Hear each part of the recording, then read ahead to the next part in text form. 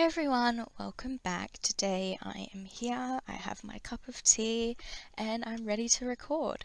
So today's build, it's a bit of a big one. It took me quite a while actually. I knew what I wanted to do from the get-go, but for some reason it just took a lot longer to try and build than you see here. I had a few different attempts to play around before, just trying to get things to work and fit on the lot, and I am really happy with how it turned out in the end. I had a lot of fun building this. It's not something I've ever really built before or even really thought about building or wanted to build, but I just had this sudden urge to build something like this, and I'm so excited I did because I love it. So the story behind this one is I don't use Magnolia Promenade at all, and I feel kind of bad about that because I like to kind of shake up how I use my worlds, and I just haven't done that with this one at all. I did put a bowling alley in the back. It's not mine. I downloaded it off the gallery. I will build mine someday. But I just downloaded one quickly because I needed to use it in my game. And I decided I really wanted to put it in Magnolia Promenade. And then I had the idea of turning this into kind of a community square, so that way I might actually use it more than I normally do. So with this, there is currently 3 stores that were originally in Magnolia Promenade and 1 blank space, and all 3 of them were retail stores selling fairly similar things, which is alright, but it's just a bit boring. So I decided to kind of condense them down into 2 retail lots and try and include as many things as I could in those retail lots. So first up, I have these 2 stores here, which are homeware stores, which I don't know if it's actually that practical for your game, but I think it's really fun and it's a bit more interesting than a clothing store on every corner. So I had a lot of fun building this, and I really wanted to do kind of 2 polar opposite stores. So one of them is called New Home, and it's very modern and very IKEA-esque, and it's definitely where majority of the Sims would probably want to shop. But the next door store is called Eclectic WARES. I had to reduce the names that I originally had so they'd fit in the gallery title. But this one's called Eclectic WARES, and it is full of kind of old, cluttery items. I imagine it's very dusty in there. It just smells like an old person's home.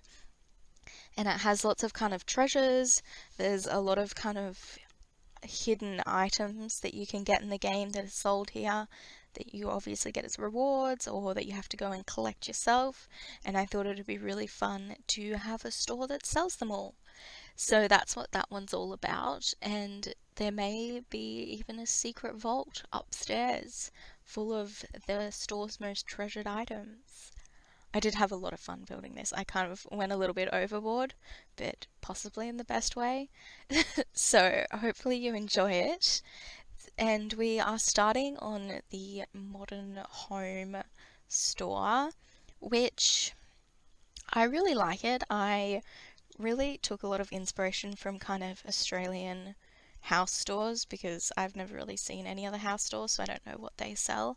But in Australia, the house stores typically always have showrooms and display rooms, or as you walk through the store, they have different setups of how you would use the furniture as in their way of selling it, and I love it. I think it looks so cool, and I definitely wanted to do that in The Sims. So I did it on the 2nd floor of this build. There is a little kind of display bedroom downstairs, but I mostly put them upstairs. I also put in 2 display windows because what is a fancy store without display windows? And I had so much fun building them. I put glass all around them so you could see them inside and outside the store. And I am obsessed with them. I think it's so cool. So the house stores don't have bathrooms except, or the Eclectic WARES store doesn't have a bathroom because I sacrificed that in order to have a safe, which, that kind of felt more important. You could always just cheat your Sims needs anyway, but I did put a 2 bathroom spot in modern home, so that way if they really have to go, there is space for it. I did also include 2 little offices in the 3rd floor just to kind of make it seem a bit more fitting. I imagine that's where the manager stays, or if they have like special orders someone wants to make, maybe they go up there and talk to the sales representatives and get them to do it up there. That was my thinking anyway. So hopefully that makes sense. Now we are starting on the interior of Modern Home. I made it quite a bit bigger than the next door store because I figured it'd be more popular and definitely more well liked, hopefully, than the other one. I definitely really like the Eclectic WARES store the most, but that's just me. This is possibly suited to a wider range of Sims. And with this, I kind of kept it very neutral overall. I didn't kind of put anything too wacky or out of the ordinary in there. So it's a lot of the window ones especially are a lot of beige and white, and it's very clean looking. It's a bit boring, but I did try and shake them up a little bit with some different rooms upstairs. So if you really wanted to, you could live in the store. It functions as a house because there is a bathroom, bedroom, kitchen, and dining room. So if you really wanted to, if you were feeling really adventurous, you could camp out in the homewares store. Don't know why you would, but that option's always there. I kind of stuck to a very mid-century modern almost style. I really used every pack because I can't restrain myself. I've tried. I'm sorry, but it's just not going to happen. I just like going overboard, so I did. And I think with a build like this, it's kind of more necessary to do it since there isn't really too much base game or pack restricted things that would make sense. I know if I just used like cats and dogs or something, it would be very much an older person's homeware store and would have looked possibly more like an op shop or something, which would have been fine, but I really wanted to use this modern style. And what you see now with the dining tables is where I was starting to put in the display rooms, but it wasn't working down there. The space was just a bit too small, so I moved it to the 2nd floor. And I structured it so it was based that the bottom floor has kind of a lot more trinkety items and things, and it does have 1 bedroom display along with the cash registers and just other little bits and pieces. And then the 2nd floor is 4 different display rooms overall. So this is where your Sims would come and probably see the furniture in action, decide what they would like, maybe get some inspiration for their home. They also have a bathroom on the 2nd floor. There is a bath and toilet and everything. Hopefully your Sims don't use the ones sitting in the middle of the room. That would be a bit awkward, but more power to them if they do. And then the 3rd floor is set out with just kind of spare things.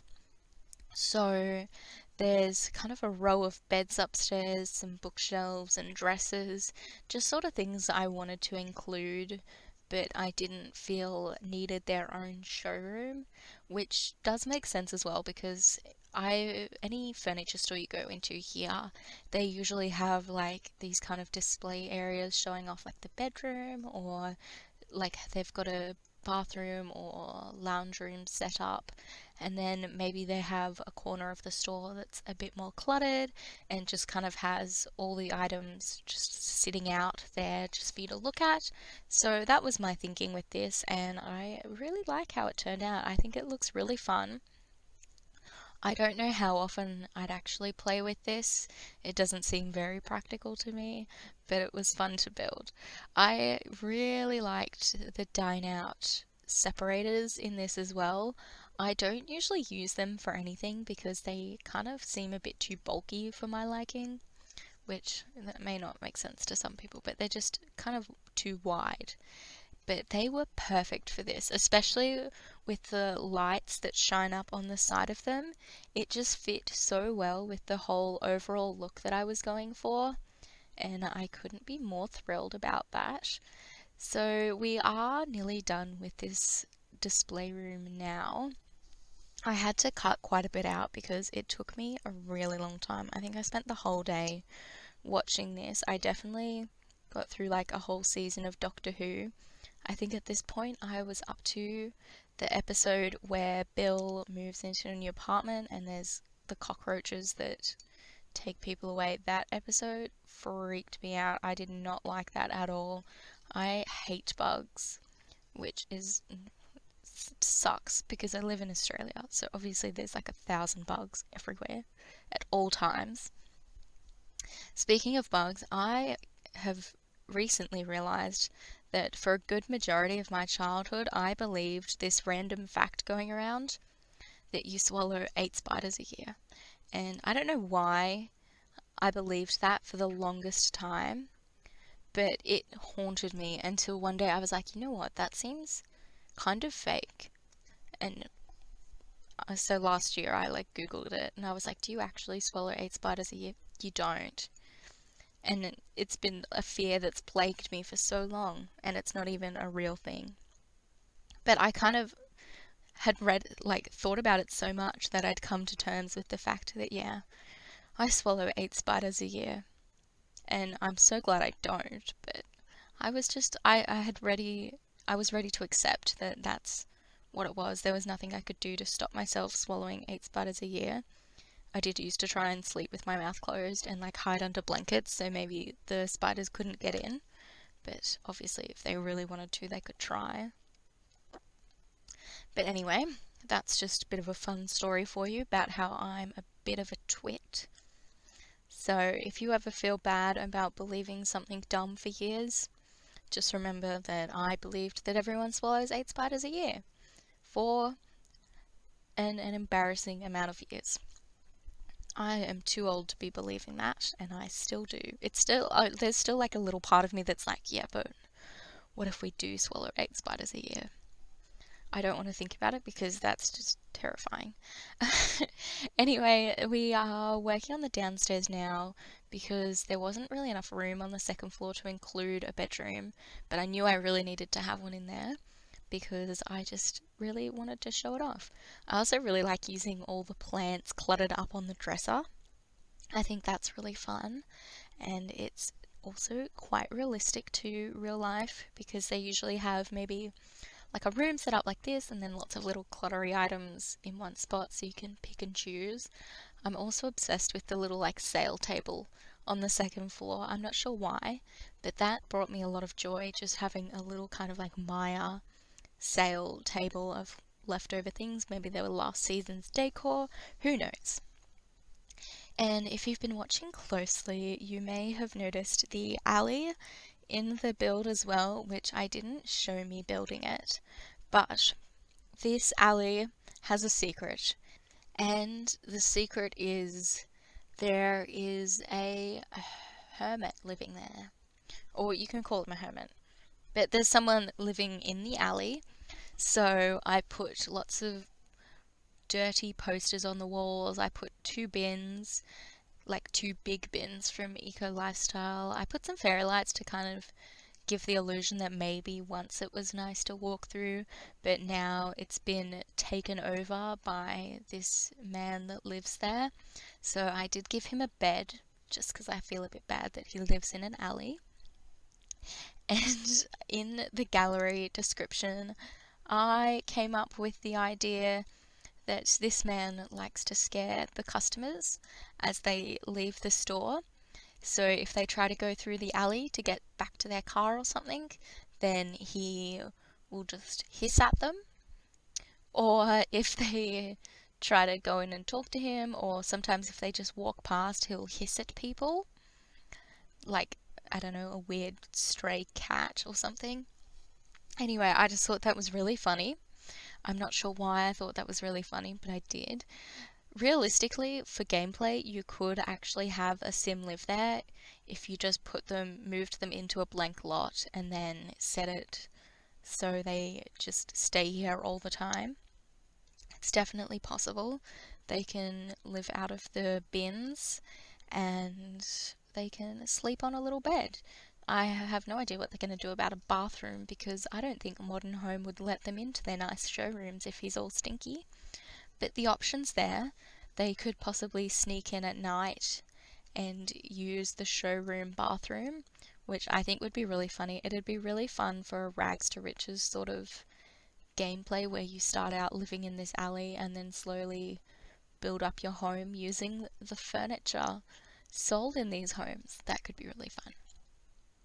So as you can see now, I do have a little storage room in there, just with like some extra items, maybe some different color swatches that I didn't include downstairs, or just some like maybe out of season things, some bulkier items. And you will see in the room next to it that I have set out some more furniture and stuff, but I didn't show me recording it because it was just kind of boring and I'd taken up a lot of time already. So we're in the office now, and then we're going to jump straight into the Eclectic WARES store, which is 100% my favorite of the two. I think it's so much fun. This one's definitely nice. I like how it looks. I think it's pretty, but it's not the Eclectic WARES one. So I'm not sure how much of this stuff can actually be sold using the owner shop function because I haven't tested it. I think you can probably sell everything that lives in the store if you really wanted to. I mean, it's up to you, obviously. So have fun working that out. Let me know how it goes. If you enjoyed this, love to know what you do with it because I have no idea what I'm going to do with it, but it'll be fine. So we are on to my favorite store now. I'm really excited about this one. I started by putting in the counter, obviously kind of an essential. And then next step, I had this like kind of brick wall thingy that was under the stairs so I couldn't actually delete it and I didn't want to put a hole in it or anything. So I did what any sane person would do and I popped a big picture of Vlad in there. I think it kind of makes it seem like it's the store's most prized possession as well, which is hilarious to me. Because imagine someone just like going into this store and then they're like, I'll have that. Or Vlad pops into the store himself and he's like, I will take that one of me. Or he just gets really sus about it. I think that'd be kind of funny. I also used a lot of like less floor space, or a lot of less. Oh, that's complicated. Sorry. I used less floor space in this one because I really wanted that open area where you overlook all the bits of clutter and the whole wall of just kind of junk almost. It looks very much like a junk store. It's like high-end op shop. This op shop is expensive as heck, but they also have some unique kind of expensive items. So I think it's so much fun. I love the little chair that I put some soft toys and things on that overlooks it as well. You can't actually get to the chair, and I don't know how they got the chair there in the first place, but it's a lot of fun to think about. I don't know why, but it makes me giggle a little bit. Possibly just me being a bit weird. So I didn't include a lot of furniture in this one, but I tried to put some in because obviously they're more homewares stores than just deco stores.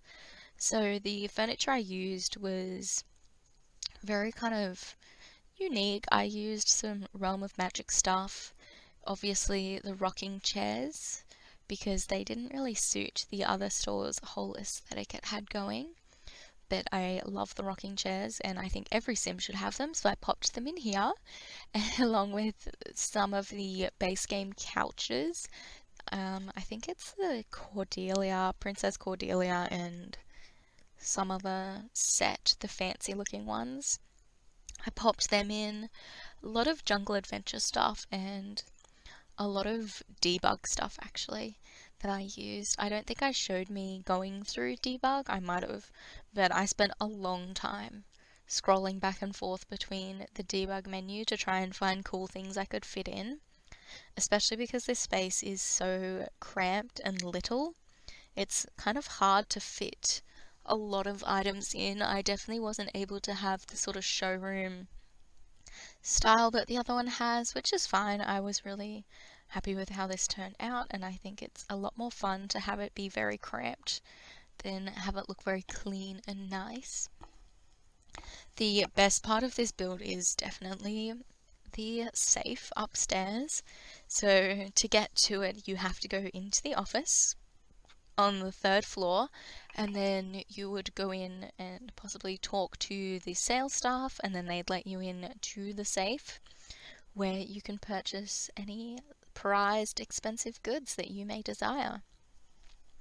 It's a bit of a fun little bit of gameplay, and I did sacrifice a bathroom so I could include it, which I think is fine. I think I would much rather a safe than a bathroom. So we're on to the 2nd floor now, and we're actually nearly done with the whole build. This one was a lot quicker to build because of the lack of floor space, and it was a lot more cluttered, so I wasn't too picky with how things looked. I really did just throw them all in there and make it so your Sims could actually move through it. I love using the whole statues. I just was really happy with how everything turned out and how it's so cluttered, and I just love clutter. Clutter in The Sims is everything. I would love to build like a klepto home, and it's just full of clutter and more clutter, newspaper, flooring, and just absolute rubbish everywhere. Maybe have some mice in there, who knows, but I think that would be a lot of fun. So as you can see here, this is kind of where I had the idea for the safe. I wanted to have some more precious items upstairs, but I didn't want them to just be sitting around so anyone could have access to them. And I know this seems a little bit dumb because there's a door from the outside right into the safe, and that in my mind is obviously a stupid idea, but it's fine. I did cover it up so your Sims can't walk through it, and in real life it'd probably not be there at all, or it'd be bolted shut so they can't get into it, or maybe the stairs are just blocked off as well, so that way you can't get into it at all. It's just there for visual purposes on the exterior, which I think's fine. Anyway, we are into the screenshots now.